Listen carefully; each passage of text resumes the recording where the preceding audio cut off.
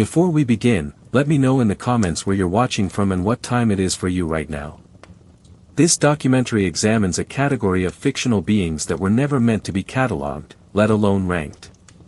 The Great Old Ones emerged from the work of H.P. Lovecraft in the 1920s and 1930s, a period shaped by astronomical discovery, evolutionary theory, and the slow collapse of religious certainty in the modern West.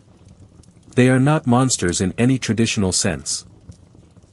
They are conceptual instruments, devices for testing how much meaning a human worldview can survive before it breaks. Lovecraft did not design a coherent pantheon. He resisted hierarchy, moral alignment, and narrative closure. Later readers supplied those structures because the human mind demands them. Ranking, in this context, is not an act of mastery but of containment. We sort these entities not to understand them fully, but to reduce the pressure they exert on thought itself. Consider this carefully. The impulse to order cosmic horror reveals as much about human cognition as it does about the fiction. Our approach here is literary, historical, and philosophical. We will trace origins, examine texts, and analyze themes without dramatization. Specific stories will be treated as case studies, not sacred scripture. Later adaptations and fan taxonomies will be discussed critically, not dismissively.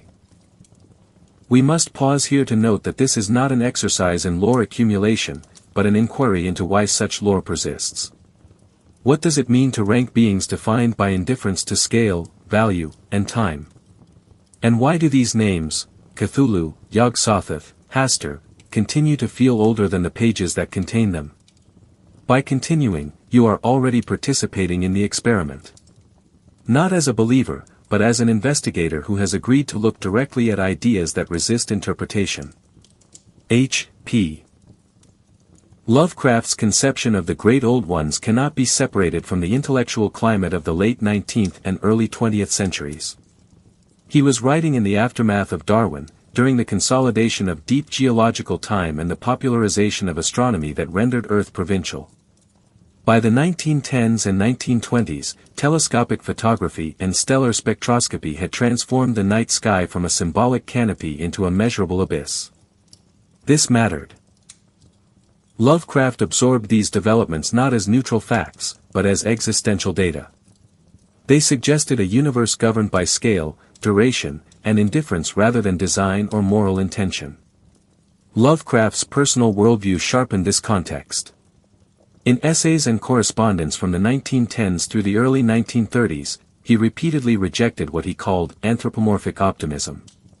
According to his letters, particularly those addressed to Clark Ashton Smith and Maurice W.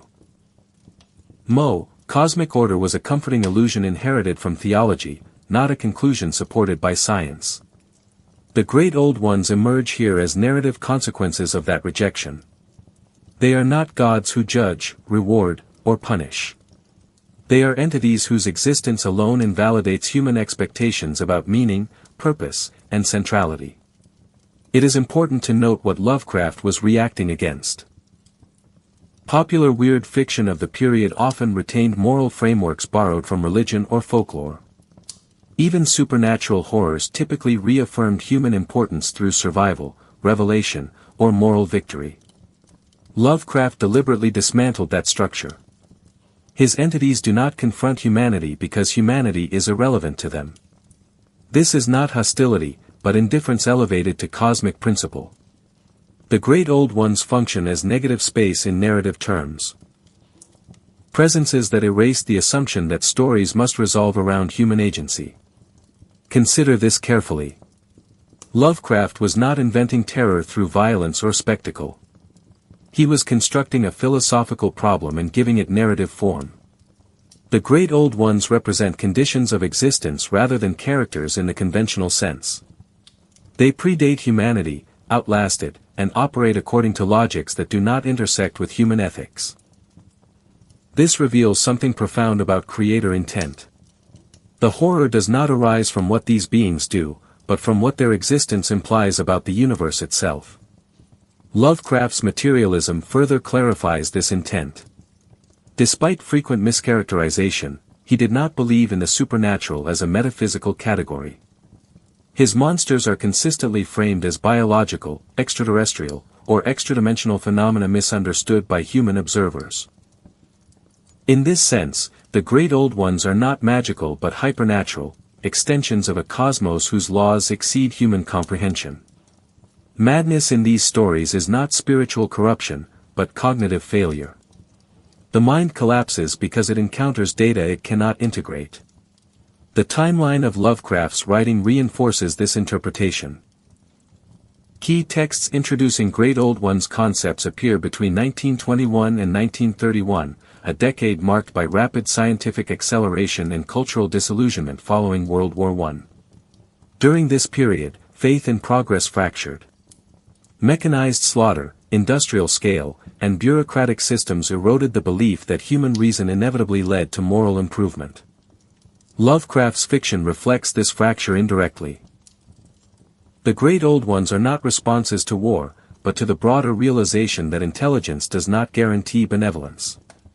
We must pause here to address a common misunderstanding. Lovecraft did not imagine a ranked hierarchy of cosmic beings. That impulse belongs to later readers, collaborators, and game designers. In his own work, the Great Old Ones are inconsistently defined, loosely referenced, and rarely compared. This inconsistency is not a flaw. It is an intentional refusal to stabilize the mythology. The absence of clear hierarchy reinforces the central idea: human classification systems fail when applied beyond their evolutionary scale. As we move forward, this context becomes essential. Understanding why Lovecraft created the Great Old Ones requires understanding what he was trying to remove from fiction: comfort, hierarchy, and moral reassurance. The next section will trace the deeper cultural and philosophical sources that made such a removal possible, examining older myths, pessimistic philosophy, and scientific anxieties that prepared readers to accept a cosmos without a center. The Great Old Ones did not emerge from a vacuum. Their intellectual ancestry stretches back into the oldest human stories, tales of beings that predate gods, that dwell beyond the edge of the world, that bring ruin not by design but by existence. While Lovecraft positioned himself as a modernist and rationalist, the cultural currents that shaped his vision are older, darker, and far more mythic than his personal materialism would suggest. Understanding these antecedents is not about exposing influences in the simple literary sense, but about identifying deep structures of fear that Lovecraft reconfigured for a disenchanted age. Ancient mythologies often describe chaotic primordial beings. Tiamat in Babylonian lore, Apep in Egyptian cosmology, the Titans in early Greek tradition. These entities typically represent disorder, precreation, or cosmic violence, and are subdued by younger gods to establish order. Lovecraft inverts this structure. His Great Old Ones are not defeated, nor do they symbolize moral chaos awaiting divine conquest. Instead, they linger, sleeping, waiting, or entirely indifferent. The defeat narrative is absent. In this way, the Great Old Ones echo these chaos deities in form, but not in function. They do not oppose order, they precede and render it irrelevant. Not chaos as rebellion, but chaos as origin. We must also look to Gnostic cosmologies, especially their conception of the demiurge, a false god who creates a flawed world, cut off from true divine reality. In several Gnostic texts, the demiurge is ignorant of higher truths, and humanity suffers under the illusion that his world is the real one.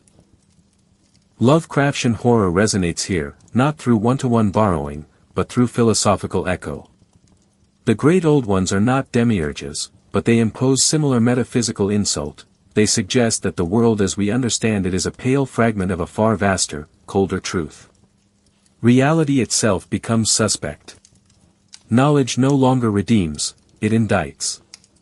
The 19th century philosophical landscape further prepared the way. Arthur Schopenhauer's pessimism cast the universe as will-driven, indifferent to individual suffering. Friedrich Nietzsche proclaimed the death of God and warned that without the anchoring force of divine meaning, humanity would confront a void. Lovecraft inherits both propositions. The Great Old Ones do not replace God, they underscore his absence. Unlike Nietzsche's Übermensch, who might create new values, Lovecraft's narrators tend to collapse under the implications of a valueless cosmos. In his hands, the philosophical void is not a challenge but a sentence, one that arrives not with violence, but with revelation. At the same time, anthropology and early psychology were reshaping cultural assumptions about belief, ritual, and the unconscious. The late 1800s and early 1900s saw increasing interest in so-called primitive societies, coded through a colonial gaze, as vestiges of earlier human cognitive stages. Thinkers like James Frazer, The Golden Bough, 1890. And Sigmund Freud, Totem and Taboo, 1913, contributed to the idea that beneath civilized behavior lurked older, darker instincts and logics. Lovecraft transforms this anxiety into cosmic scale. The cults of the Great Old Ones are not primitive remnants, they are correct in ways modern science dares not admit. This inversion, where the unlettered are closer to the truth, destabilizes Enlightenment hierarchy. Scientific discoveries also played a critical role. The vastness of geological time, the slow uncovering of evolutionary history, and the realization that human beings are recent, fragile arrivals on a barely significant planet, all of these discoveries informed Lovecraft's core themes. Charles Lyell's Principles of Geology, 1830s, Darwin's Origin of Species, 1859, and the popularization of astronomy through periodicals brought the scale of the universe into public consciousness. The Great Old Ones are not supernatural. They are natural to a universe that does not care if humans understand it. That distinction matters. These beings do not break laws, they are the laws we have not yet discovered. If we compare this to religious horror, the shift becomes clearer. In a demonic possession story, the horror lies in inversion, evil masquerading as good, the sacred profaned. But in Lovecraft, horror lies in scale and insignificance. There is no inversion because there was never a central truth to invert. The Great Old Ones do not profane, they reveal that the idea of sanctity was always parochial. This is not spiritual warfare. It is ontological erosion. The being that looms is not evil, it is simply there, and that is enough to shatter meaning. To understand Lovecraft's Great Old Ones, then, is to trace a lineage of disillusionment, from myth to philosophy, from faith to science, from human importance to human irrelevance. Each cultural and intellectual moment left a sedimentary layer in the foundation of his mythos. The Great Old Ones are not merely creatures, they are condensed expressions of modern doubt. As we move into the next section, we turn to how this doubt was encoded at the linguistic level. Naming the unnameable is not just a literary device in Lovecraft, it is an epistemic failure built into the structure of language itself. The names of the Great Old Ones resist stable pronunciation, let alone translation. This is not an accident. Lovecraft approached language not as a neutral medium, but as a boundary, a threshold across which certain ideas could not cleanly pass. The linguistic instability surrounding these beings reflects their ontological status, undefined, unbound, and deeply incompatible with human cognition. To name a Great Old One is to perform an act of approximation, not identification. That instability is where much of the horror resides. Lovecraft was acutely aware of linguistic limits. In stories like The Call of Cthulhu, The Dunwich Horror, and The Whisperer in Darkness, names appear not as communicative tools but as fragments, syllables overheard, corrupted, or carved into forbidden stone. Cthulhu itself is explicitly described as an attempt to approximate an alien phoneme using human vocal cords. In his correspondence, Lovecraft repeatedly emphasized that these names were not meant to be fully pronounceable. This is not X, but Y, not linguistic precision, but deliberate rupture. The name does not convey identity, it signifies breakdown. There are no consistent rules for how these names are formed. Some derive from guttural consonant clusters, Nyarlathotep, Shub-Niggurath, while others lean toward sibilant repetition, Yog-Sothoth, Zothamag. The effect is cumulative rather than systematic. Across stories, readers encounter a texture of language that hints at deep time decay, something between proto-language, glossolalia, and cryptographic residue. The names function less as labels and more as sounds that damage coherence. This is a key feature of Lovecraft's horror, the moment where language no longer stabilizes meaning, but destabilizes the speaker. This failure is echoed at the narrative level. Rituals that invoke the Old Ones often require mispronounced syllables, untranslated fragments, or words read without comprehension. This is not a failure of literacy, it is a recognition that understanding and utterance are not aligned. In the Dunwich Horror, Latin phrases coexist with degenerate phonetics, suggesting that sacred language has rotted. In The Call of Cthulhu, the cult's chant, Piechenglui mglwnaf Cthulhu Relio Gonagelftain, is not a language in the traditional sense but an imitation of one, a mnemonic scar passed through generations. Language here becomes artifact, not tool. We must pause to consider the philosophical implications. In classical traditions, naming a thing was often seen as the first step in understanding or controlling it. From Genesis to ancient magic, names granted access, semantic handles by which the world could be grasped. Lovecraft's Mythos undoes this assumption. Names do not yield knowledge. They conceal it. The more precisely one tries to articulate the name of an old one, the more fragmented the meaning becomes. This is not an error of translation, it is a property of the referent. These names do not describe reality. They expose its limits. From a literary standpoint, this technique mirrors modernist experimentation with language. Writers like James Joyce and Gertrude Stein were exploring fragmentation, rhythm, and repetition as ways of breaking conventional syntax. Lovecraft's difference lies in why he broke language. Not to explore consciousness, but to fracture it. The symbolic weight of a name like Azathoth is not carried through etymology, it accrues through context, repetition, and tonal association. Its menace is not semantic but ambient. It does not mean something, it does something. This positions the name as a literary event rather than a linguistic object. Moreover, the act of naming in Lovecraft is often paired with consequence. To speak these names aloud, to chant, record, or even contemplate them, is to enter into a dangerous feedback loop between language and mind. We might call this a form of cognitive resonance. The name begins to shape the speaker rather than the other way around. In this light, the mythos engages in what could be called symbolic sabotage, using the familiar form of naming to deliver an unfamiliar and corrosive content. Naming becomes not identification, but infection. This linguistic strategy prepares us for the next layer of analysis. Myth-making, in Lovecraft, is not simply about story but about the construction of authentic-seeming fragments. Language plays a critical role in this. The incompleteness of these names, their refusal to stabilize, allows the mythos to feel ancient, partial, and genuinely unresolvable. As we transition to the next section, we will see how this linguistic fragmentation is mirrored by narrative fragmentation, how myth-building in the mythos thrives on missing texts, unreliable narrators, and pseudo-scholarship designed not to clarify but to confuse. It is there, in the deliberate gaps, that the great old ones achieve their most convincing form. One of the most striking features of the great old ones is how authentically ancient they feel, despite being modern literary inventions.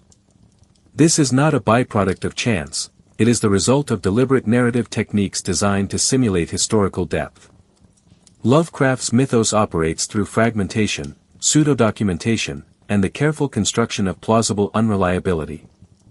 In doing so, it mimics the structure of real-world mythology while subverting its traditional function.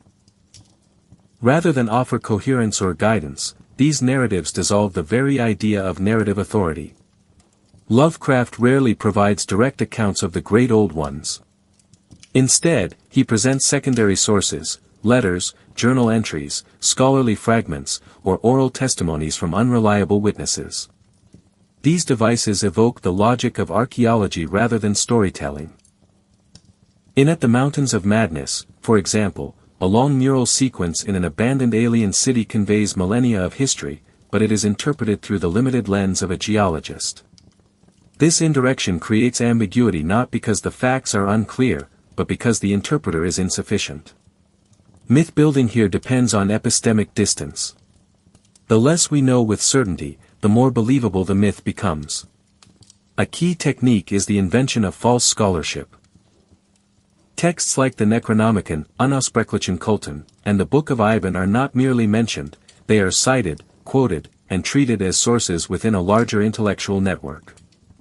Lovecraft wrote these fragments with an academic tone that mimicked the style of obscure translations, misattributions, and intertextual references. The result is a universe that feels like it exists in layers, interpretive, historical, and occult, even though those layers are entirely fictional. This mimics the historiographical complexity found in actual mythological or religious traditions, where origin stories overlap and contradict across centuries. This strategy is further reinforced through collaboration. Lovecraft encouraged his peers, August Derleth, Clark Ashton Smith, Robert E. Howard, to borrow his creations and reference his invented texts. In turn, he incorporated their inventions into his own writing. This recursive sharing created a mythos that behaved like folklore. Decentralized, fluid, and evolving. The great old ones spread not by design but by imitation. As later authors took up the mantle, the mythos accrued sediment, becoming more detailed while remaining deliberately unstable. This is not continuity, but palimpsest, a system of overwriting that gestures toward age through inconsistency. Consider this carefully. Authenticity, in Lovecraft's myth-building, is not about internal coherence but apparent provenance. The illusion of ancient knowledge arises not from explicit timeline or world-building, but from the texture of broken records, untranslated glyphs, and speculative reconstruction. The gaps are the point. The mythos convinces because it replicates the feeling of fragmented cultural memory, how we approach dead languages, lost civilizations, or partially recovered religious texts. In this structure, the great old ones do not require full description. Their authority comes from being only partially visible. There is also a narrative humility embedded in this approach. The primary narrators of mythos stories are often skeptical scholars, scientists, or antiquarians. They are not heroes, but interpreters. Their failure to fully explain what they've encountered strengthens the myth. Unlike traditional myths, which often exist to explain the world, Lovecraft's function to unexplain it. The more one learns, the more unstable reality becomes. Myth-building here leads not to understanding but to the collapse of explanatory frameworks. This is epistemic erosion masquerading as revelation. As we transition into the next part of the documentary, we must now confront the internal logic of these beings themselves. What do they represent conceptually, beyond their narrative construction? If their mythos was designed to feel real, their meaning was designed to remain elusive. The next section turns to the nature of the great old ones. Their philosophical dimensions, thematic concerns, and the psychological architecture that makes them not just frightening, but destabilizing. From symbols of entropy to personifications of cognitive breakdown, we now examine what these beings do to the human mind, whether or not they ever act at all. Cosmic horror does not concern itself with blood or fear in the traditional sense. It is not about monsters hiding in the dark, but about the absence of a center. The great old ones embody three overlapping philosophical concepts that destabilize human identity: insignificance, entropy, and the collapse of reality into dream or simulation. Each of these is not a theme added to the beings, they are what the beings are. The horror does not come from what they do. It comes from what they imply. We begin with insignificance. Lovecraft's narrators frequently describe the human species as a brief flicker on a geologic scale. In The Call of Cthulhu, the narrator writes, "We live on a placid island of ignorance, and it was not meant that we should voyage far." That phrase is often quoted, but its deeper meaning lies in its positioning of knowledge as a destabilizing force. The great old ones exist not just beyond human geography, but beyond human context. Their actions are not directed at us because we are not a meaningful category to them. This is not divine wrath. It is cosmic indifference.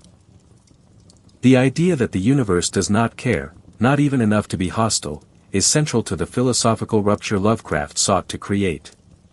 Then there is entropy, not simply as thermodynamic decay, but as a structural principle. Lovecraft's universe is governed by decay, not moral, but mathematical.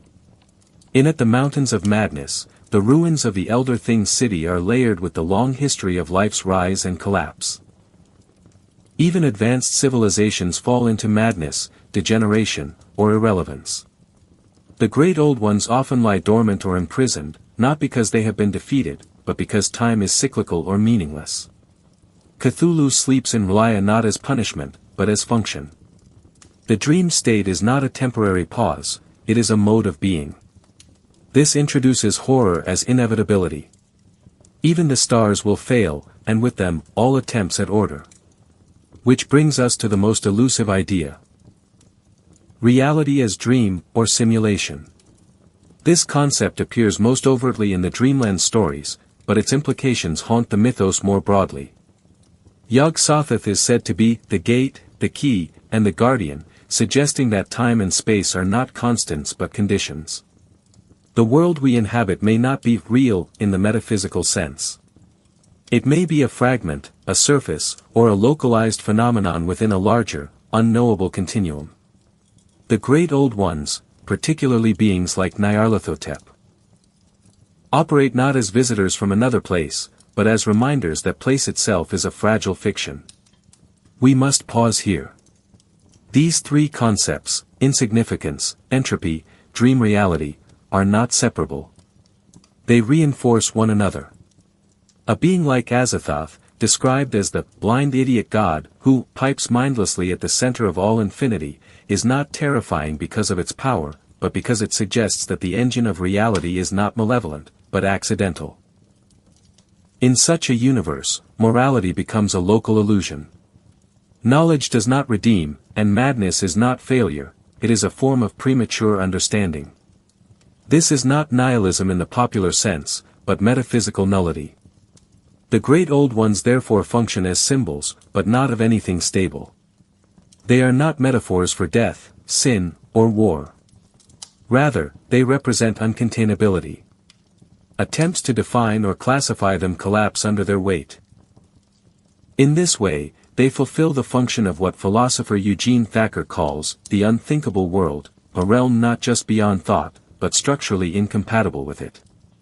To encounter a great old one is to become aware of the scaffolding behind perception.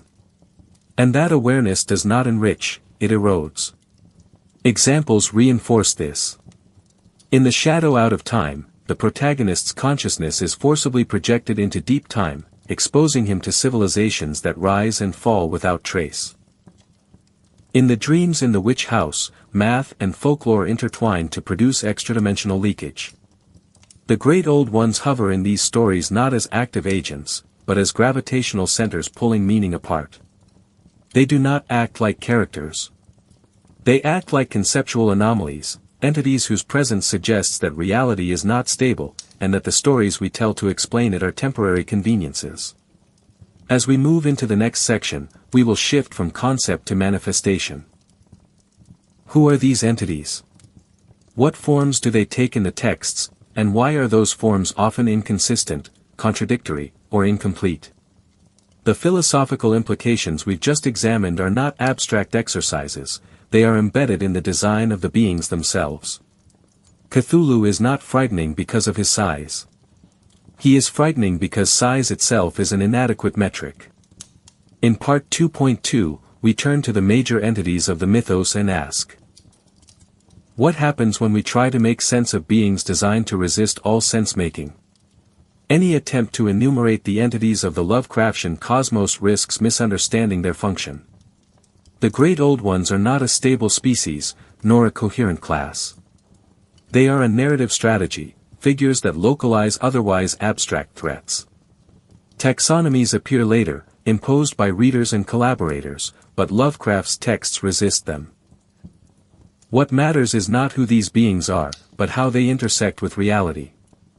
They function as forces that compress scale, disrupt causality, and expose the inadequacy of human categories. Cthulhu is the most familiar case, and therefore the most misread.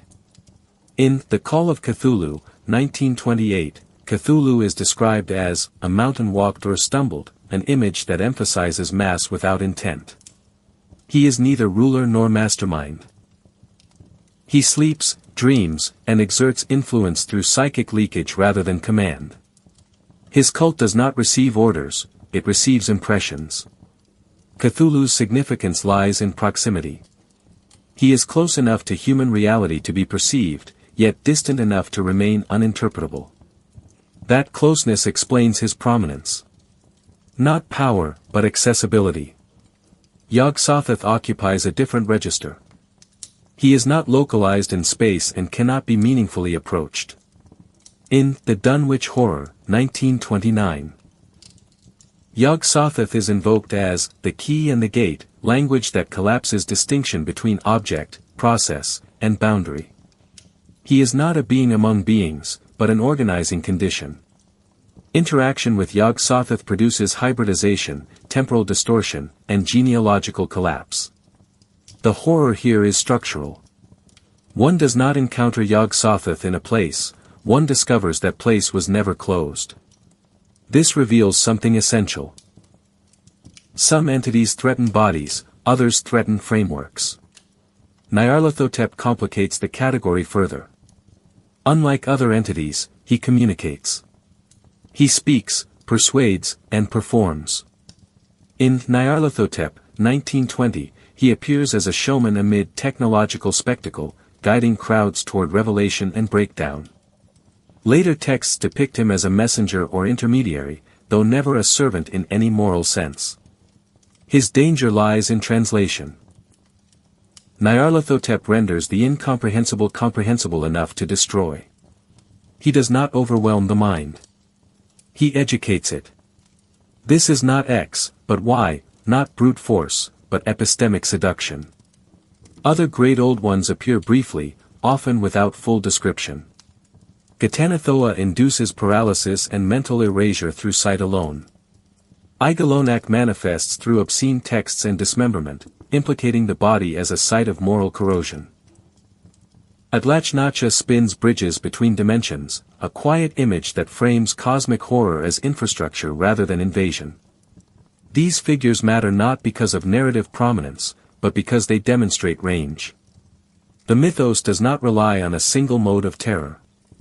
It experiments with proximity, contagion, abstraction, and implication. We must pause here to address the dreamlands and adjacent beings, which complicate the boundary between great old ones and other entities. Figures like Nodens or the unnamed rulers of dream space operate according to different logics. They retain mythic clarity and moral contour absent from the old ones. This contrast is deliberate. The dreamlands allow narrative movement and heroism. The great old ones arrest both. When the two intersect, as they occasionally do, the effect is destabilizing. Dream ceases to be refuge and becomes exposure. Comparisons clarify the distinction. Traditional gods act within stories. The great old ones act on stories. They disrupt narrators, fracture timelines, and end inquiry rather than advance it. In this sense, they resemble forces like radiation or gravity more than characters. They exert influence without intention. Even when they appear active, their actions lack discernible motive. This absence is crucial. Motivation implies relatability. The mythos denies that comfort. In traditional horror, madness is a byproduct. A symptom of trauma or possession, a temporary break from sanity that signifies moral or psychological failure. In Lovecraftian fiction, madness is neither moral nor pathological. It is epistemological. The human mind does not go mad because it is weak. It goes mad because it is structured to not comprehend the truth. Madness is not collapse, it is a system crash. The great old ones do not induce insanity through malice, but by existing. They are informational hazards, and human perception is not equipped to render them harmless. The stories return to this repeatedly. In The Call of Cthulhu, the sculptor dreams of the creature and reproduces its form in clay. He is not attacked, threatened, or seduced, he is leaked into. A mind not prepared for that form of knowledge is destabilized, not by confrontation but by proximity. Similarly, in The Shadow Out of Time, Professor Peasley's consciousness is displaced by a being from the distant past. His mind, having once contained a vaster perspective, returns to his body incompatible with the limits of normal perception. He does not scream because of horror. He screams because something else once knew more than he could survive. Lovecraft constructs a consistent model, madness as cognitive overflow. The structure is almost diagnostic. First, the subject encounters a symbol, a text, or a figure, something that breaks local reality. Second, they experience symptoms, disorientation, disconnection, compulsive dreaming, obsessive research. Finally, they either fragment, vanish, or become vessels of the revelation. This progression appears across multiple stories: The Sailor Johansen, Call of Cthulhu, The Scholar Dyer, At the Mountains of Madness, The Dreamer Carter, The Silver Key. Each attempts to report the truth but must filter it through fragile cognition. The resulting testimonies are fragmented, obsessive, and ultimately incomplete. It is tempting to interpret these mental collapses as metaphor, commentary on post-war trauma, scientific anxiety, or modern isolation. And in some cases, those readings are valid. But Lovecraft goes further. His madness functions not just thematically, but structurally. It replaces narrative resolution. In most mythos stories, the plot does not end in the traditional sense. It terminates. The protagonist reaches a threshold, of knowledge, of contact, of implication, and the story disintegrates around them. Madness is not the climax. It is the story's edge. We must pause here and distinguish Lovecraft's madness from the literary madman trope. There is no grotesque cackling, no theatrical descent into violence. Instead, the madness is quiet, recursive, and textual. It appears in footnotes, in fragments of dreams, in sudden gaps in memory or language. The whisperer in darkness builds its horror not through action, but through letters, writings that become progressively more strange, then eerily formal, until the author's voice is replaced entirely. The reader senses the shift before the narrator does. Madness, here, is measurable by style. Consider also the cultists. They are not insane in the theatrical sense. In the Call of Cthulhu, they are described as men of a very low, mixed-blooded, and mentally aberrant type, a passage rightly critiqued for its racialized pseudoscience. Yet beneath that veneer, something more profound operates. The cultists are not mad because they serve Cthulhu, they serve Cthulhu because they have adapted to madness. They have found a framework within which the revelation can be integrated, even celebrated. This reversal is important. Those who reject the mythos go mad. Those who embrace it remain coherent, just not sane in any human sense. The function of madness, then, is double. For the reader, it signals narrative boundary, we are reaching the limits of what can be told. For the character, it signals perceptual boundary, they are reaching the limits of what can be known. The great old ones are not agents of madness, they are thresholds. Cross them, and something breaks. This is not terror of death or harm, but of transformation. One does not emerge from such contact altered. One does not emerge at all. In the next section, we will explore the mechanism underlying these breakdowns, the concept of forbidden knowledge. What does it mean to know something you were never meant to know, not because it is secret, but because your mind is not built to hold it? We will examine texts, rituals, and transmissions that do not enlighten but infect, and consider the philosophical cost of exposure to truths that unmake the systems we use to define truth itself. In the mythos of the great old ones, knowledge is never neutral. It is not merely difficult to obtain, it is fundamentally incompatible with human cognition. To know too much is not to gain power, but to invite collapse. This is the reversal at the heart of Lovecraftian horror. The pursuit of truth, traditionally framed as heroic or liberating, becomes an act of self-erasure. Knowledge does not expand consciousness, it fractures it. The mind becomes a site of contradiction, unable to reconcile what it now contains with the frameworks it once relied upon. This is not madness in the psychological sense. It is epistemic failure, a breakdown in the machinery of meaning. The clearest vehicle for this concept is the Necronomicon, Lovecraft's most infamous invented text. Supposedly written by the mad Arab Abdul al-Hazard, the book is repeatedly described not as an evil artifact, but as a dangerous one. Reading it does not corrupt by intention. It destabilizes by content.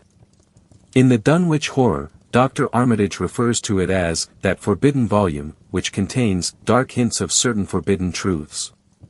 That phrase, forbidden truths, is key. The implication is not that someone forbade the knowledge, but that the knowledge itself forbids understanding. It contradicts too many assumptions. It does not integrate into the existing worldview. It replaces it. This principle extends beyond books. In The Whisperer in Darkness, mere correspondence with an outsider opens the narrator's mind to the possibility that those hills are not what they seem. In From Beyond, a machine that alters human perception exposes a parallel world filled with predatory beings. The horror is not the entities themselves. It is the realization that they were always there, unnoticed, and that perception itself is an evolutionary filter. What we call reality is not a totality, but a bandwidth. The great old ones exist outside it, or within it, or across it, but always in a way that reminds us our access to the real is incomplete. Lovecraft's use of forbidden knowledge should not be confused with esotericism or the occult in the classical sense. This is not hidden wisdom waiting for a worthy seeker. It is self-negating insight. The moment you learn it, you lose the capacity to make use of it. In this way, forbidden knowledge functions like a philosophical poison. It doesn't kill the body. It kills the frameworks the mind uses to protect itself. Consider this carefully. To truly understand the nature of the great old ones is to stop functioning as a human subject. The self, defined by categories, intentions, and continuity, cannot withstand that kind of comprehension. Epistemic collapse also explains the narrative structure of many mythos stories. They are framed as warnings, final documents, deathbed confessions, or reports intended to prevent further investigation. At the Mountains of Madness opens with the line, "I am forced into speech because men of science have refused to follow my advice without knowing why." The narrator's urgency comes not from the threat of violence, but from the threat of understanding. The danger is that someone else might learn what he now knows, and not be able to unlearn it. This pattern reinforces a key insight: knowledge, once acquired, cannot be removed. And some knowledge should never be acquired at all. We must pause here to consider how this idea intersects with modern concerns. In a time defined by information excess, by algorithmic sorting and rapid access to destabilizing truths, the myth of forbidden knowledge takes on new weight. The horror of the great old ones is not that they act upon us, but that we seek them out. We research. We read. We theorize. We push the limits of what can be known, not because we are prepared, but because we are curious. In Lovecraft, curiosity is not the beginning of wisdom. It is the end of coherence. As we close this section, the implications are clear. The great old ones do not represent physical danger, but cognitive hazard. To encounter them is to lose the ability to think within human categories. They are not unknowable because they are hidden. They are unknowable because we are not structured to know them. And yet we try. The mythos is built from this paradox, of seeking what we cannot survive knowing. In the next part of this series, we will examine how these philosophical structures manifest within specific literary texts, tracking how early stories introduce, adapt, and reframe these beings through form, metaphor, and contradiction. The collapse begins not with the monster, but with the sentence that names it. The great old ones did not arrive in Lovecraft's fiction as a fully formed pantheon. Instead, they emerged gradually, through suggestion, implication, and recursive reference. In his earliest stories, the cosmic was still embryonic, expressed through hints rather than named entities. But over time, Lovecraft began to link these scattered fragments into something resembling a system, not unified by theology or lore, but by thematic resonance and epistemic disruption. Tracing the first appearances of the Great Old Ones reveals how Lovecraft built not a mythos, but a web, a mesh of referential gestures that suggested depth without ever defining it. The first clear precursor appears in Dagon, 1917, one of Lovecraft's earliest published stories. The narrator, a World War I veteran, recounts discovering a sunken monolith carved with bas-reliefs of unimaginable age depicting creatures that resemble both fish and men. One line captures the emerging mythic structure: "I think their intent was to return, and to claim the lands above the sea." There is no named Old One here, but the concept is unmistakable. An ancient power submerged in geological time, awaiting resurgence.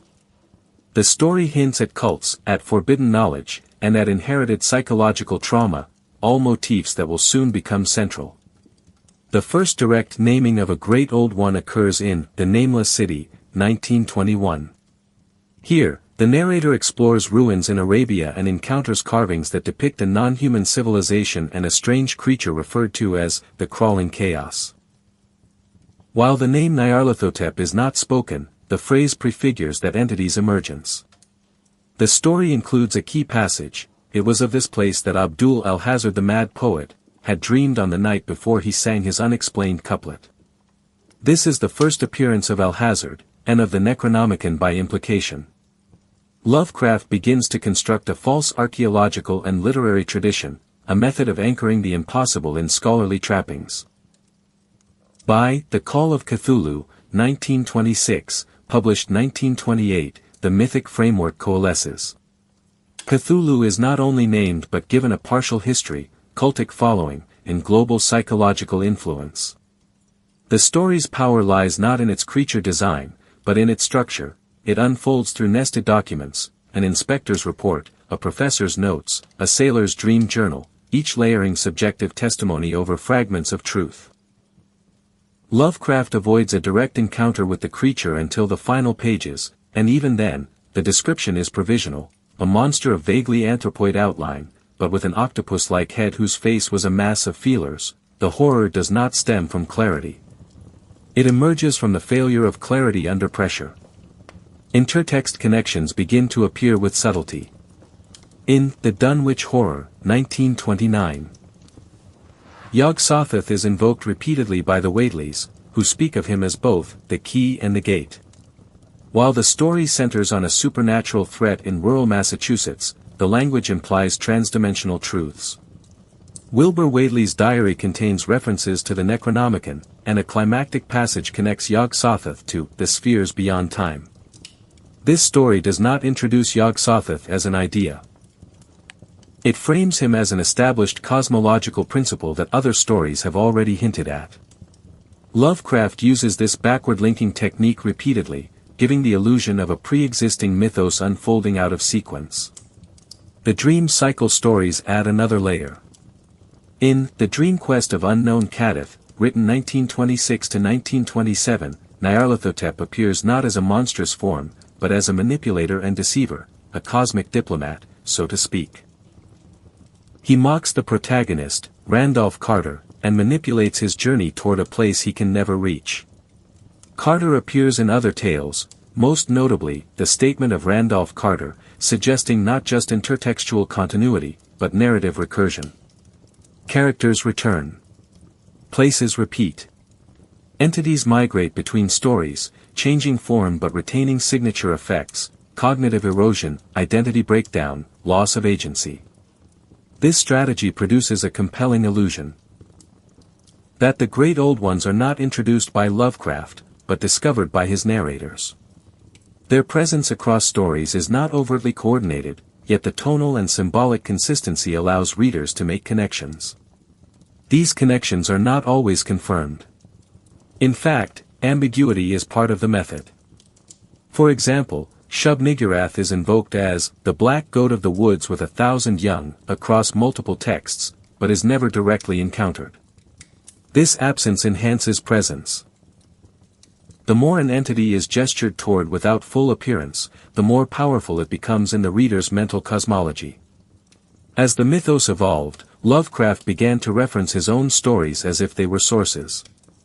The Necronomicon is cited across at least 8 tales. Arkham, Miskatonic University, and the Antarctic Plateau recur as physical sites of cosmic leakage. These are not just settings, they are archival nodes, where fragments of forbidden knowledge accumulate. Each story becomes a citation for another. This recursive world-building does not create a singular mythology, but a referential fog, within which the great old ones loom indistinctly. The effect is cumulative. The more fragmented the archive, the more convincing it becomes. In the next section, we will isolate one entity, Cthulhu, and conduct a detailed case study. How does this being function narratively, symbolically, and philosophically? Why did it become the most iconic figure in Lovecraft's mythos, despite its relative passivity? And what does its dream state suggest about the mechanics of horror itself? By focusing on a single figure, we can explore how abstraction and form interact, and why naming the unnameable does not reduce its power, but deepens its resonance. If there is a single name that anchors the mythos of the great old ones in popular and scholarly imagination, it is Cthulhu. Yet the irony is sharp. Despite his fame, Cthulhu is passive, distant, and only barely glimpsed. He does not speak, command, or even consciously act. His terror emerges not from what he does, but from what he is. In Lovecraft's 1926 story The Call of Cthulhu, Cthulhu functions as a literary event, an epistemic rupture masked as a monster. This story is not about revelation. It is about the slow erosion of the structures we use to keep horror abstract. Lovecraft builds the story in layered documents, a technique that mimics academic research while structurally embedding distance between reader and subject. We are given access to the notes of Professor Angel, the personal reflections of his nephew Thurston, and the written testimony of sailors and artists, none of whom fully understand what they've seen. This narrative technique is essential. Cthulhu is not introduced as a character but assembled from fragments. A dream here, a bas-relief there, a sailor's madness in the Pacific. This decentralization is not ornamental. It reflects the theme: some truths are too large to be contained in a single account. The creature itself is described with studied vagueness. The famous line calls him a monster of vaguely anthropoid outline, but with an octopus-like head whose face was a mass of feelers. Elsewhere, we learn he is surmounted by a scaly, rubbery-looking body, and that he moves with a lumbering gait. Importantly, Cthulhu is also geometrically incompatible with human perception. His prison city of Relia is built with great angles that were not right, and all these angles were strange. This language, imprecise, resistant to visualization, is not a failure of description. It is a device. Lovecraft is not showing the creature. He is showing us the failure of language to map the real. Cthulhu's most distinctive trait is not his form but his dreaming. Trapped beneath the sea in sunken Relia, he does not act directly. He radiates. Dreams ripple outward, infecting the minds of artists and sensitives. The sculptor Henry Anthony Wilcox, who sets the story in motion, experiences visions of great cyclopean cities of Titan blocks and skyflung monoliths. These dreams are not prophecy. They are leakage. What's horrifying is not that Cthulhu might awaken, but that even in sleep he destabilizes global consciousness. He is not present in the world, yet the world bends around him. The story culminates in a brief direct encounter.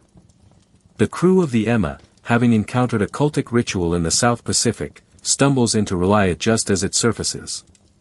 They glimpse Cthulhu, a mountain walked or stumbled, who emerges briefly before vanishing into the sea once more. But this climax is structured as an anticlimax. The sailors flee. The city sinks. Cthulhu disappears. What lingers is not spectacle but incompleteness. The narrator cannot synthesize the evidence into certainty. The tale ends not with resolution but with speculation. What has risen may sink, and what has sunk may rise. Cthulhu's position in the mythos is paradoxical. He is not the most powerful being Lovecraft conceived. He is imprisoned, dreaming, and barely involved. Entities like Yog-Sothoth or Azathoth operate at far greater cosmic scales. And yet Cthulhu endures in public memory, sculpted, iconized, parroted. This durability stems from accessibility. He straddles the visible and the unknowable. His name is pronounceable. His story is digestible, even while its meaning resists closure. Lovecraft made him the threshold entity, the point at which readers could feel the presence of deeper horrors while still holding on to narrative form. We must pause here. Cthulhu is not a character to be defeated or appeased. He is a conceptual irritant, a symbol of the limits of perception and the fragility of human order. His story is built from archival fragments, and his appearance is embedded in contradictions. That ambiguity is not accidental, it is essential. Cthulhu does not need to speak. The moment he is seen, the collapse begins.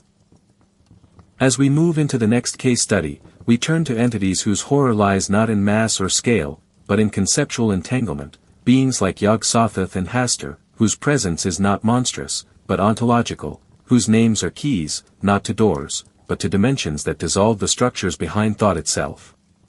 If Cthulhu represents the great old ones at their most visible, Yog-Sothoth and Hastur represent them at their most corrosively abstract.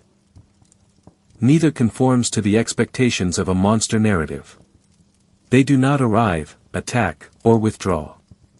They intrude at the level of structure, time, identity, causality, narrative coherence. In examining these two figures together, we see how Lovecraft developed cosmic horror beyond physical threat into something more destabilizing, a sustained assault on the assumptions that reality is continuous, knowable, or narratable.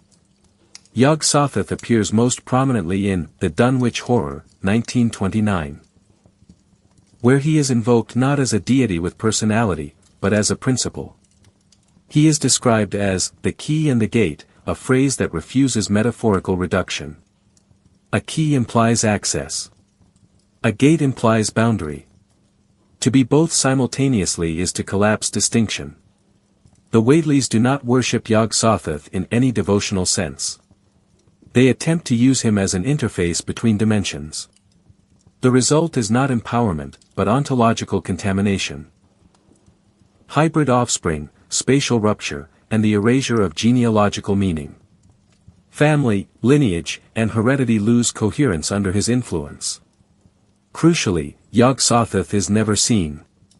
Even at the story's climax, the invisible horror rampaging across Dunwich is only partially revealed through scientific instruments and ritual incantation. Dr. Armitage's famous chant, Yog-Sothoth Niblad Zin, does not summon the entity but exposes its effects. What becomes visible is not a being, but a gap where a being should be. This is not concealment. It is incompatibility. The horror emerges from the realization that some entities cannot appear within our perceptual grammar at all. They do not hide. They fail to render. Hastur operates differently. Where Yog-Sothoth destabilizes reality through spatial and temporal leakage, Hastur destabilizes it through symbolic recursion. His presence in Lovecraft's work is deliberately fragmentary, filtered largely through The King in Yellow, a fictional play borrowed and recontextualized from Robert W. Chambers' 1895 collection. Lovecraft never fully integrates Hastur into a single cosmology. Instead, he allows the figure to hover between texts, identities, and meanings. Hastur is variously associated with decay, forbidden art, the city of Carcosa, and madness induced by aesthetic exposure rather than scientific inquiry. In The Whisperer in Darkness, 1931, Hastur is named obliquely as a power worshipped by the Migo, linking him to cosmic politics without clarifying his nature. This ambiguity is strategic. Hastur's horror does not come from what he is, but from what reading about him does. Exposure to the second act of the play within the play is said to induce irreversible psychological damage. This is not possession. It is mimetic infection. The text itself becomes the vector. Knowledge is no longer dangerous because it is true, but because it is structured to overwrite cognition. We must pause here to mark the distinction. Yog-Sothoth represents total access, the collapse of boundaries between times, dimensions, and selves. Hastur represents recursive enclosure, the mind trapped within symbols that point only to themselves. One dissolves reality outward. The other folds it inward. Not physical invasion, but cognitive entrapment. In both cases, the threat is not death. It is loss of epistemic agency. The subject can no longer determine what is real, what is symbolic, or where meaning originates. From a narrative standpoint, these entities demonstrate Lovecraft's increasing sophistication. The horror no longer depends on descriptive spectacle. Instead, it emerges from structural instability. Stories involving Yog-Sothoth and Hastur often feel unfinished, disjointed, or unsatisfying by conventional standards. That is not a flaw. It is the point. The reader experiences a mild version of the same collapse that afflicts the characters. Explanation becomes impossible without contradiction. Closure becomes false reassurance. Together, Yog-Sothoth and Hastur represent the furthest reach of the Great Old Ones as literary instruments. They do not anchor the mythos, they unravel it. By placing them alongside Cthulhu, Lovecraft demonstrates that cosmic horror does not scale linearly. Bigger is not worse. Stranger is. As we move into the final section of Part 3, we will examine how later writers attempted to stabilize this instability, imposing hierarchies, moral alignments, and systems of classification. In doing so, they clarified the mythos for new audiences, but at a cost. Part 3.4 will X 3.4 collaborative and later expansions, Derleth and others. 780 words 7 paragraphs. Following Lovecraft's death in 1937, his literary legacy entered a phase of reinterpretation. Less by critics than by collaborators. Chief among them was August Derleth, who played a pivotal role in both preserving and reshaping the mythos. Through Derleth's editorial work, publishing efforts at Arkham House, and his own fiction, the Great Old Ones were transformed from abstract, indifferent cosmic principles into morally polarized entities embedded within a pseudo-theological cosmology. This reframing was not merely additive. It altered the structure and implications of cosmic horror, trading ambiguity for coherence, and alien indifference for mythic dualism. Derleth's most enduring intervention was his introduction of the elemental framework. He assigned various mythos entities to classical Western elements. Cthulhu became water, Hastur air, Ithaqua wind, and so on. He also divided the pantheon into elder gods, benevolent or restraining forces, and great old ones, malevolent and imprisoned. This structure provided readers with a sense of cosmic balance, effectively casting the old ones as villains and the elder gods as their oppositional counterparts. From a narrative standpoint, it made the mythos more approachable. From a philosophical standpoint, it collapsed Lovecraft's central theme, the absence of moral order in the universe. Derleth's fiction, such as The Lurker at the Threshold, 1945, and The Trail of Cthulhu, 1944, extends this dualism, often inserting protagonists who succeed in banishing or sealing away old ones with ancient rituals or divine interventions. These stories read more like esoteric thrillers or supernatural detective fiction than existential horror. The Great Old Ones become defeatable antagonists rather than incomprehensible conditions of being. We must pause here. Derleth did not misunderstand Lovecraft, he disagreed with him.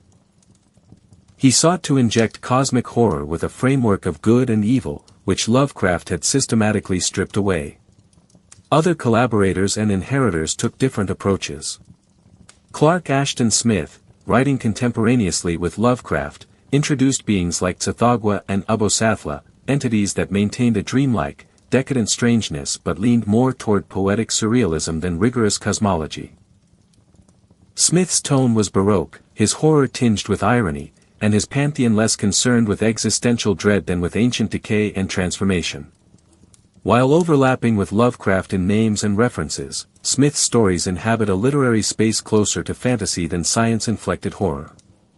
Robert E. Howard, best known for Conan the Barbarian, integrated mythos elements into a prehistoric framework, treating beings like Thulsa-Doom as echoes of Lovecraftian entities. Howard's use of the mythos was narrative rather than philosophical. Cosmic forces appeared as remnants or corruptions, threats to civilization rather than reality itself. In this context, great old ones become ancient sorcerer kings or dark gods, a shift in genre logic that makes them functionally conquerable, even if metaphysically unsettling.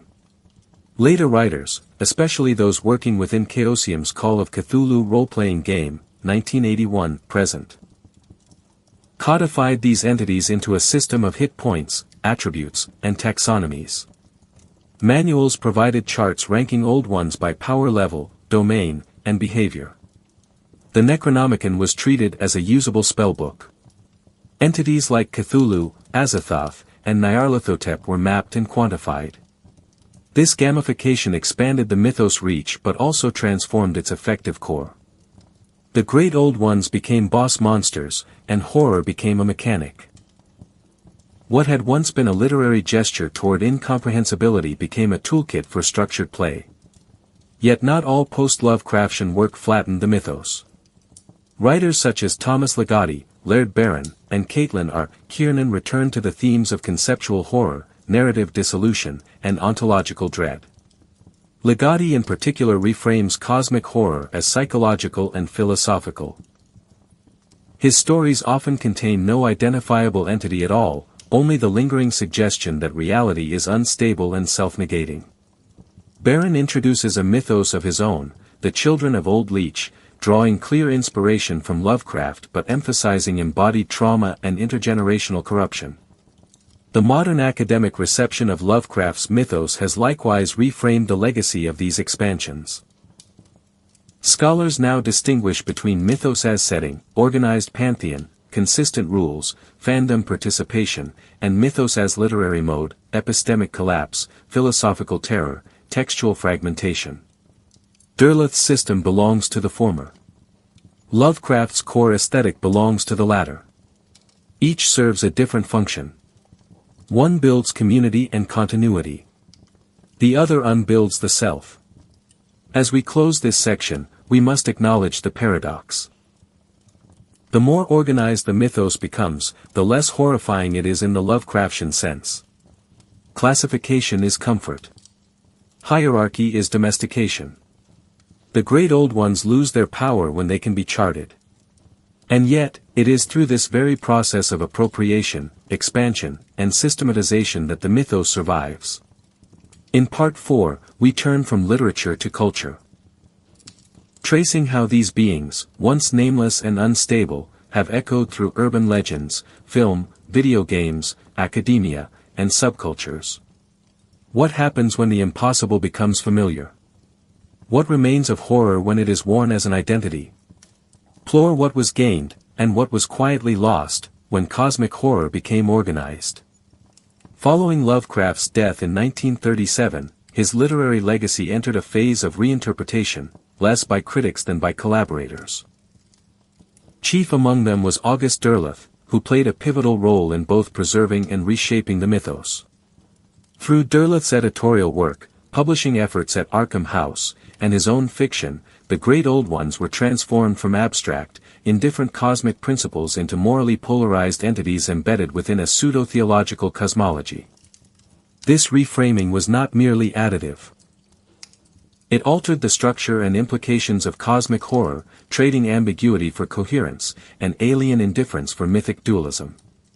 Derleth's most enduring intervention was his introduction of the elemental framework. He assigned various mythos entities to classical Western elements. Cthulhu became water, Hastur air, Ithaqua wind, and so on. He also divided the pantheon into elder gods, benevolent or restraining forces, and great old ones, malevolent and imprisoned. This structure provided readers with a sense of cosmic balance, effectively casting the old ones as villains and the elder gods as their oppositional counterparts. From a narrative standpoint, it made the mythos more approachable. From a philosophical standpoint, it collapsed Lovecraft's central theme, the absence of moral order in the universe. Derleth's fiction, such as The Lurker at the Threshold, 1945, and The Trail of Cthulhu, 1944, extends this dualism, often inserting protagonists who succeed in banishing or sealing away old ones with ancient rituals or divine interventions. These stories read more like esoteric thrillers or supernatural detective fiction than existential horror. The great old ones become defeatable antagonists rather than incomprehensible conditions of being. We must pause here. Derleth did not misunderstand Lovecraft, he disagreed with him. He sought to inject cosmic horror with a framework of good and evil, which Lovecraft had systematically stripped away. Other collaborators and inheritors took different approaches. Clark Ashton Smith, writing contemporaneously with Lovecraft, introduced beings like Tsathoggua and Ubosathla, entities that maintained a dreamlike, decadent strangeness but leaned more toward poetic surrealism than rigorous cosmology.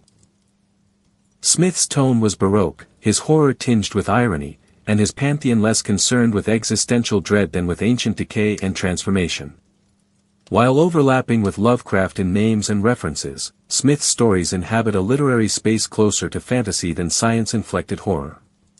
Robert E. Howard, best known for Conan the Barbarian, integrated mythos elements into a prehistoric framework, treating beings like Thulsa Doom as echoes of Lovecraftian entities. Howard's use of the mythos was narrative rather than philosophical. Cosmic forces appeared as remnants or corruptions, threats to civilization rather than reality itself. In this context, great old ones become ancient sorcerer kings or dark gods, a shift in genre logic that makes them functionally conquerable, even if metaphysically unsettling. Later writers, especially those working within Chaosium's Call of Cthulhu role-playing game, 1981, present, codified these entities into a system of hit points, attributes, and taxonomies. Manuals provided charts ranking old ones by power level, domain, and behavior. The Necronomicon was treated as a usable spellbook. Entities like Cthulhu, Azathoth, and Nyarlathotep were mapped and quantified. This gamification expanded the mythos' reach but also transformed its effective core. The great old ones became boss monsters, and horror became a mechanic. What had once been a literary gesture toward incomprehensibility became a toolkit for structured play. Yet not all post-Lovecraftian work flattened the mythos. Writers such as Thomas Ligotti, Laird Barron, and Caitlin R. Kiernan returned to the themes of conceptual horror, narrative dissolution, and ontological dread. Ligotti in particular reframes cosmic horror as psychological and philosophical. His stories often contain no identifiable entity at all, only the lingering suggestion that reality is unstable and self-negating. Barron introduces a mythos of his own, the Children of Old Leech, drawing clear inspiration from Lovecraft but emphasizing embodied trauma and intergenerational corruption. The modern academic reception of Lovecraft's mythos has likewise reframed the legacy of these expansions. Scholars now distinguish between mythos as setting, organized pantheon, consistent rules, fandom participation, and mythos as literary mode, epistemic collapse, philosophical terror, textual fragmentation. Derleth's system belongs to the former. Lovecraft's core aesthetic belongs to the latter. Each serves a different function. One builds community and continuity. The other unbuilds the self. As we close this section, we must acknowledge the paradox. The more organized the mythos becomes, the less horrifying it is in the Lovecraftian sense. Classification is comfort. Hierarchy is domestication. The great old ones lose their power when they can be charted. And yet, it is through this very process of appropriation, expansion, and systematization that the mythos survives. In Part 4, we turn from literature to culture. Tracing how these beings, once nameless and unstable, have echoed through urban legends, film, video games, academia, and subcultures. What happens when the impossible becomes familiar? What remains of horror when it is worn as an identity? Long after their fictional origin, the great old ones have bled into the margins of belief. Not religious belief, not even conspiracy theory in the traditional sense, but something more liminal. A modern folklore has grown up around them, one that mimics the behavior of cryptids, ghost sightings, or alien abductions. In online forums, blurred photographs circulate claiming to show the outline of Relia rising in storm clouds. Dream journals document recurring appearances of a faceless black god with a trumpet. The most curious phenomenon is not that these stories exist, but that they follow the same aesthetic logic as Lovecraft's fiction. Fragmentation, unreliability, and epistemic unease. These aren't simply fan creations. They function like urban legends. Consider the 2010 Baltic Sea anomaly, a sonar image of an underwater formation vaguely resembling a ruin or spacecraft. Though eventually explained as a glacial deposit, many internet users dubbed it Cthulhu's tomb, complete with speculative diagrams and warnings about diving expeditions. No evidence ever linked the anomaly to Lovecraft directly, but the symbolic weight of the mythos made the connection feel inevitable. The story gained traction not because it was credible, but because it fit. The world already feels Lovecraftian, so when reality provides a crack, people pour mythology into it. Even hoaxes operate within this framework. A widely circulated video from 2014 claimed to show distorted chanting captured in an Antarctic research station, accompanied by flickering equipment and vanishing personnel. Its production was crude. The screams were clearly layered audio samples. But again, the details aligned with mythos logic, remote geography, failed instrumentation, and disappearance without resolution. Lovecraft's mythos invites this behavior. It conditions readers not just to fear the unknown, but to interpret anomalies as symptoms of larger, invisible structures. It trains a certain kind of paranoia, less about malevolent intent, and more about the fragility of perception. We must pause here and ask, why do people want these stories to be true? The answer lies in what the great old ones represent, not just cosmic horror, but epistemic permission. In a world overwhelmed by data and flattened by explanation, these entities offer something truly rare, mystery that resists commodification. They are not solved, understood, or assimilated. They remain open, and in doing so, they leave space for modern myth-making. Fake sightings, internet ARGs, and dream logs fill that space not because people believe in the creatures, but because they believe in the structure of unease. The dream motif is particularly persistent. Numerous Reddit threads, Discord communities, and even TikTok trends have emerged in which people describe recurring dreams of sunken cities, huge shadows with wings that don't move, or a voice that comes from beneath the ocean floor. These aren't sourced from direct Lovecraft quotes. They're ambient. They feel mythos-like because Lovecraft's influence has diffused into the broader cultural unconscious.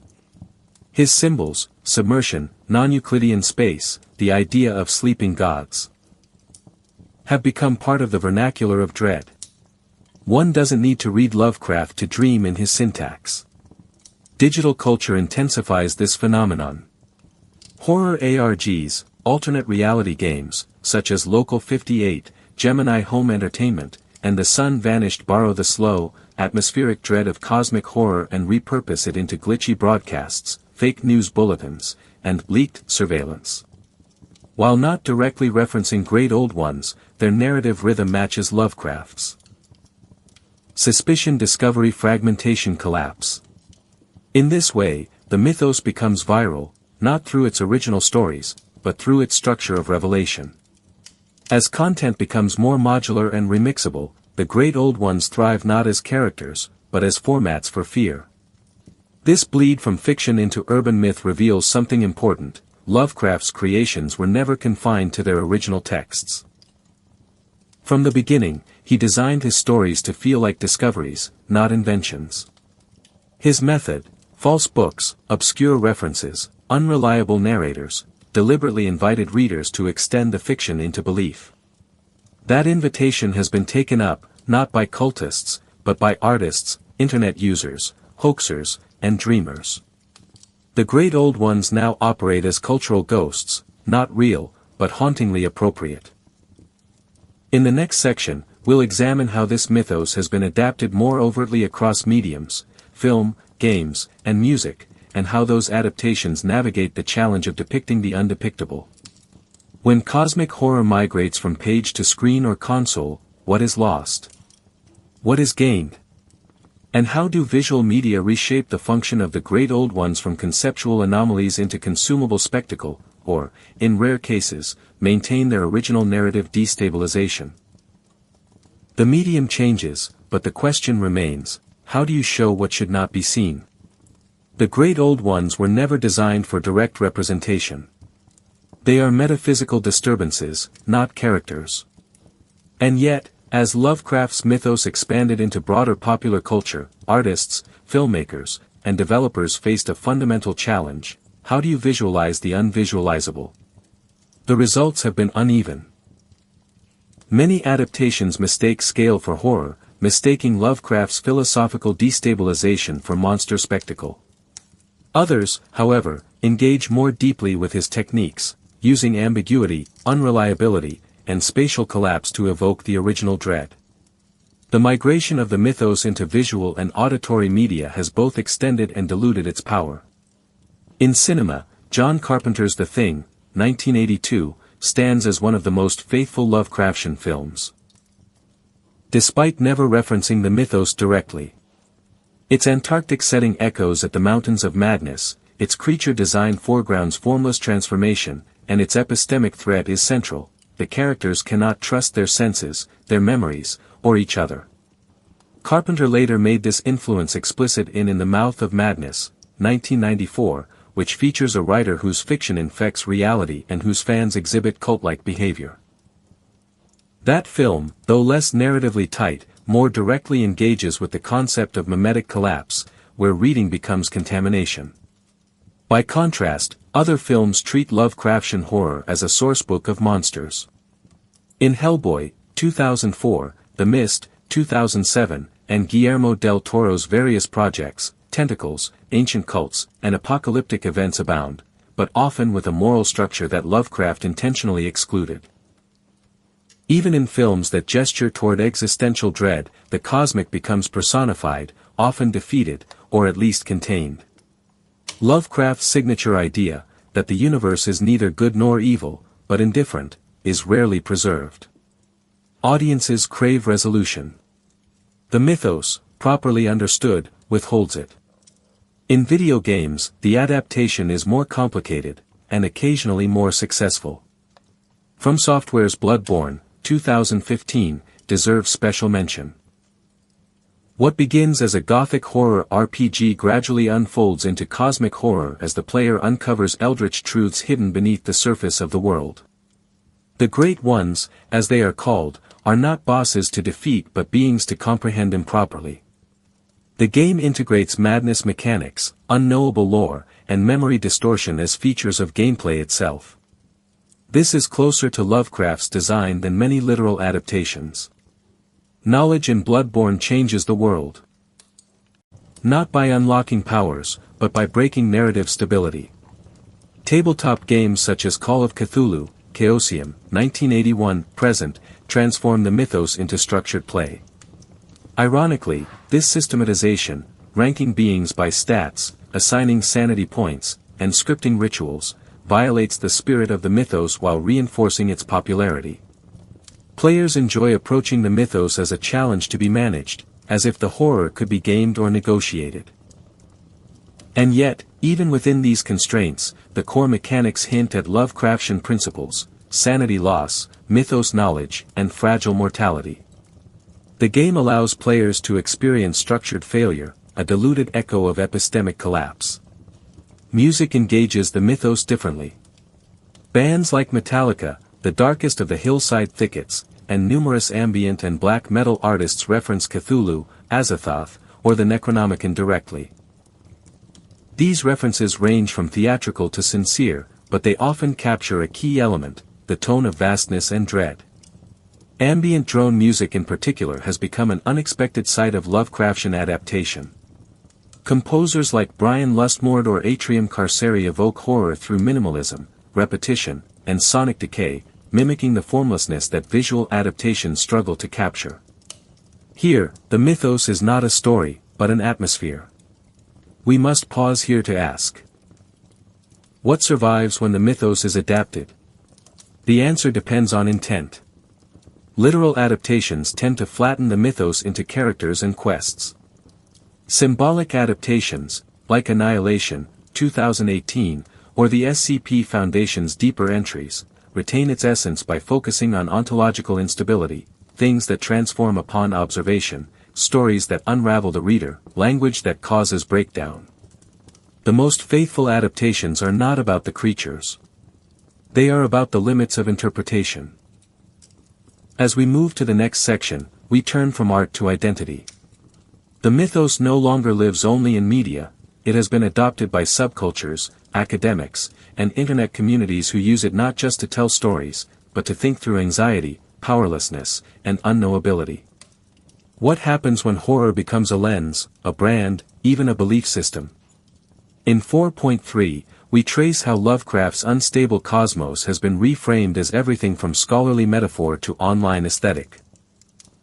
And how the great old ones continue to spread, not as invaders, but as interpretive tools. The great old ones were born in fiction, but they now live in identity. Over the last half-century, Lovecraft's mythos has been absorbed not just into media, but into the interpretive frameworks of subcultures, academic discourse, and aesthetic self-alignment. What began as a literary experiment in philosophical horror has metastasized into a language for speaking about alienation, anxiety, complexity, and the limits of human knowledge. The beings themselves, Cthulhu, Yog-Sothoth, Azathoth, have become more than narrative devices. They are semiotic artifacts, invoked to express moods, theories, and ideologies far beyond their original context. In subcultural spaces, especially online, the mythos has taken on an ironic second life. Cthulhu appears on t-shirts with slogans like, "Why vote for the lesser evil?" blending electoral cynicism with apocalyptic humor. The idea of worshipping a being that doesn't care becomes a potent metaphor for life under systems perceived as indifferent: capitalism, bureaucracy, surveillance. Memes depict cultists not as robed fanatics, but as absurd truth-tellers in a world of false hope. This recontextualization may seem playful, but it speaks to something deeper. A desire to align with the cosmic perspective, to reject the human-scale narratives of progress and control.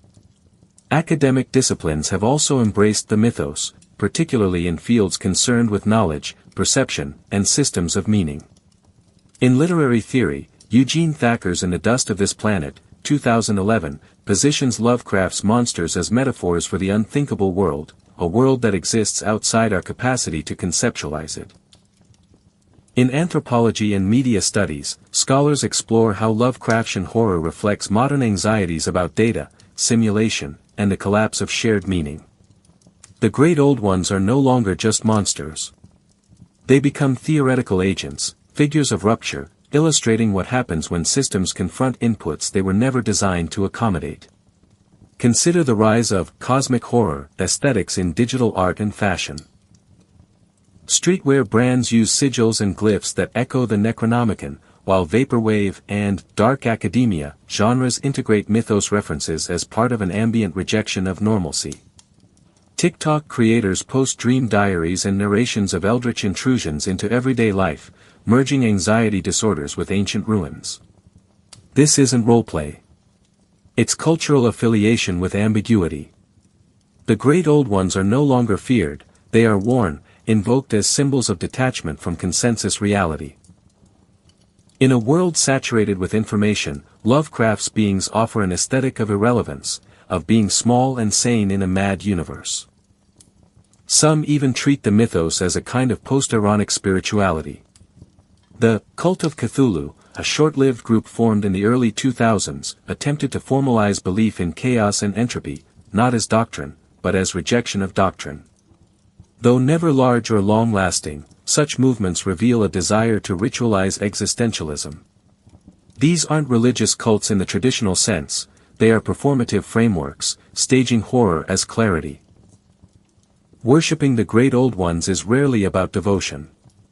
It is about inhabiting the truth that meaning is unstable and significance is optional. We must pause here to acknowledge a danger.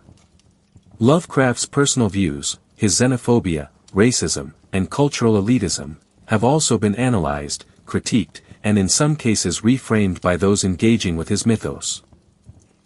Scholars like Paul Lafarge, Victor Laval, and Ruth Anna Emrys have written works that reappropriate the mythos through marginalized perspectives.